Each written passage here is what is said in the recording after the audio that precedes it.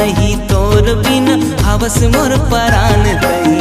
ले ले कसम वो सिर तो धर्म औ ईमान तही। जियो नहीं तोर बिन हवस मोर परान तही। ले ले कसम वो सिर तो धर्म औ ईमान तही। मर जाहु हंस के एक तोर प्यार माँ, मर जाहु हंस के एक तोर प्यार माँ। संगवारी रे तोर बिना का रखे मोर संसार माँ। दीवानी रे तोर सिवा कौन है मोर संसार माँ। जियो नहीं तोर बिना हवस मोर परान तही।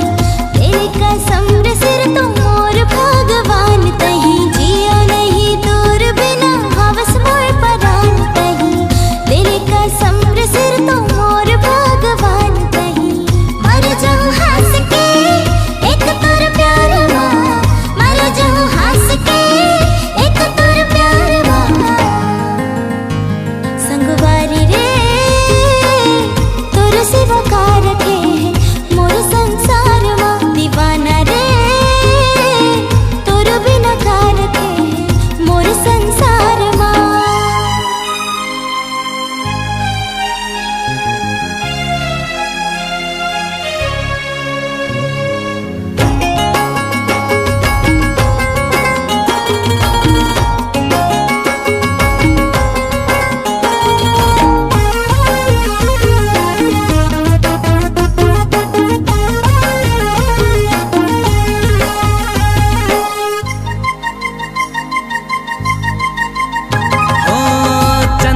देखता हूँ ता दिखे तोर चेहरा।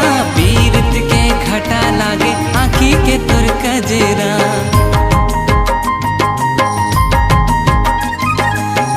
जब ले बंधे मोर तोर संग बंधना, सारा गले सुघर लागे हमार घर अंगना। ये दुनिया माँ संगी रे मोर पहचान तही। जिंदगी के रखवाला गर्व गुमान तही। ये दुनिया माँ संगी रे मोर पहचान तही। जिंदगी के रखवाला गर्व गुमान तही। तही तो हवस रे मोर सिंगार ना, तही तो हवस रे मोर सिंगार ना। संगवारी रे तोर बिना का रखे मोर संसार माँ। दीवाना रे तोर सिवा का रखे मोर संसार माँ।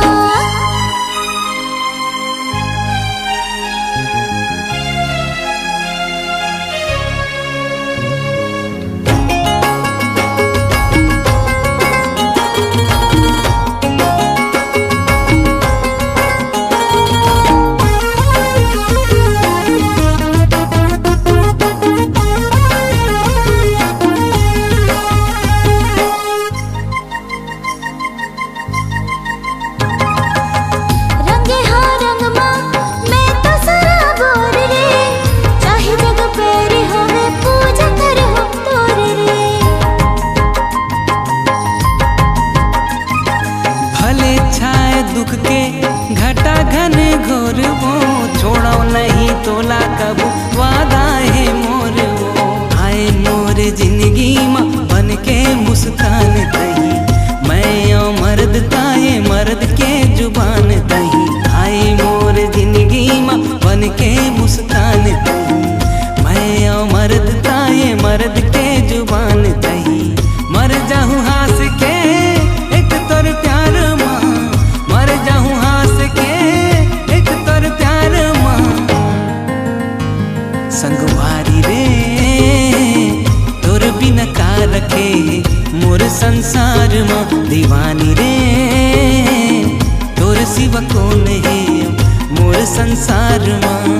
तोर बिना का रखे मोर संसार माँ। तोर सिवा कौन है मोर संसार माँ। तोर बिना का रखे मोर संसार माँ। तोर सिवा कौन है मोर संसार।